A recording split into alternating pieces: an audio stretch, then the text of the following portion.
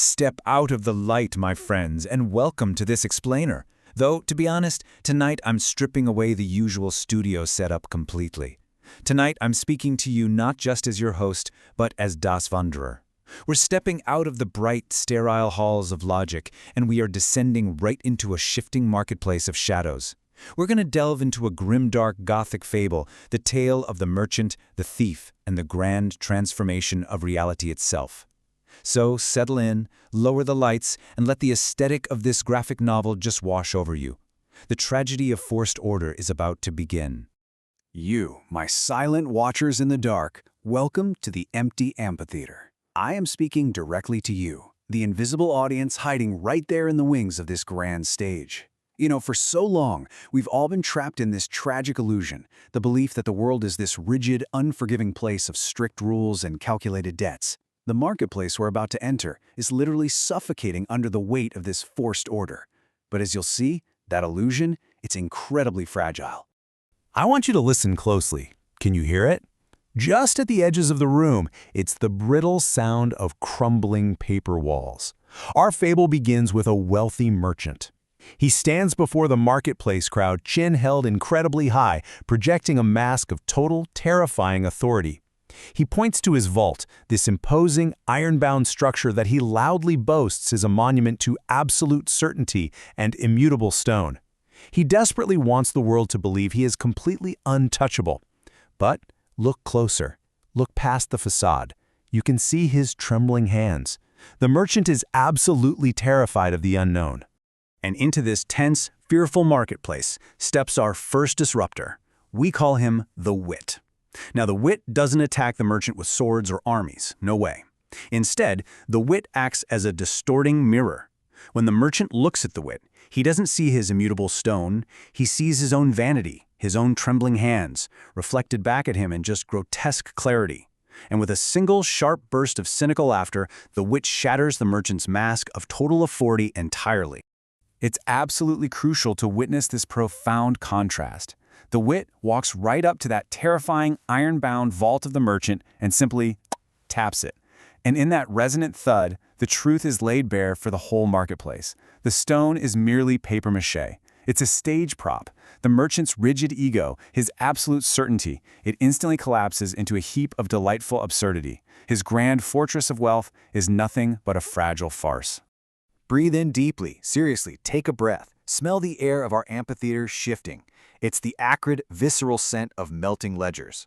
The merchant, completely desperate to regain his control, turns his attention to the thief, a creature of the white spaces, a being that completely defies the calcified rules of the marketplace. The merchant believes that if he can just cage this thief, well, the world will make sense again.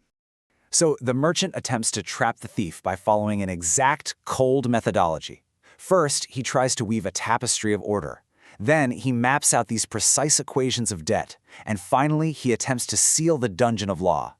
The merchant genuinely believes that if he can just follow these strict steps with logical, mathematical certainty, the static tragedy of the thief's capture will be final. The ledgers will balance, right? The world will be locked safely in an iron cage. But from the white spaces, those little gaps between the ledgers, creeps a conceptual beast known as the hunger. Now, the hunger doesn't fight the law, it consumes it. It finds the very rigid expectations of justice to be completely nutritious. It feeds on the very structure the merchant is trying so hard to build. The beast simply swallows the thread of the merchant's logic whole. It devours the debt entirely, liquefying those heavy, imposing ledgers until all that's left is a wet, black slurry. The exact math of the marketplace completely dissolves into a panicked cacophony of voices crying out, "Wait, how did this happen?" And in all that confusion, the thief simply slips right through the gaps where the lines of order used to be. The merchant, now driven to the very edge of despair by his dissolving authority, presents his final, darkest decree, a gray blueprint for the thief's punishment, a decree of execution intended to permanently seal a tragic fate. The air in our amphitheater grows heavy, cold, and grim. The tragedy seems totally inevitable at this point. The ink is dark, and the intent is deadly. But this inevitability is completely disrupted by the intervention of a new entity, the Small. The youngest sibling doesn't wage a war against the blueprint. Actually, no. The small simply provides a gentle, chaotic nudge. A mere hiccup in the rhythm of the square leads to a spilled cup of tea right across the parchment. It's an artful mistake. It acts as a sudden warm breeze that reminds a very stiff world exactly how to dance. And right here is the climax of our fable. The exact moment the spilled tea blurs the ink, the terrifying words of the merchant mutate. The dark warning of doom, the grim decree of execution, is read by the marketplace crowd through the blurred wet stains as a decree of desert. The tragedy absolutely shatters. The moment of death is instantly transformed into a messy, joyous feast. It's a real game changer.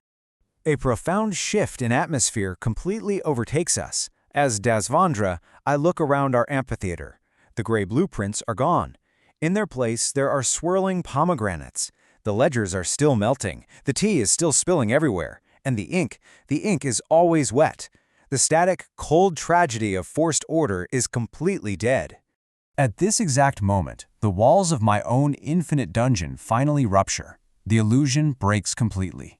I see now that the merchant, with his flimsy papier-mâché vault, and the thief of the white spaces, were never truly locked in a static tragedy. They were simply performers. We are all standing in an empty amphitheater of becoming. It's a grand improvisation, and the script has just been thrown away. My silent watchers, I really want you to feel this with me. There is a distinct tactile shift happening right now.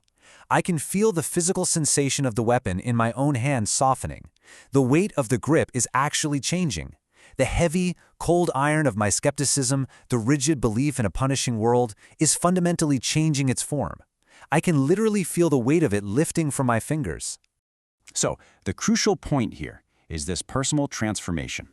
The heavy iron hammer of my own skepticism has melted down and reformed into a light wooden jester's wand. I hold it in my grip, light and ready. And my shadow, which I thought was my jailer, keeping me in the dungeon, has simply become a velvet costume for this grand play. The tragedy of forced order is over, my friends. The grim dark fable has officially dissolved into a grand, unscripted comedy. I step forward with my new wooden wand, and I look out at all of you hiding there in the dark. The page is damp with spilled tea, the ledgers are a black slurry, and the script is completely blank.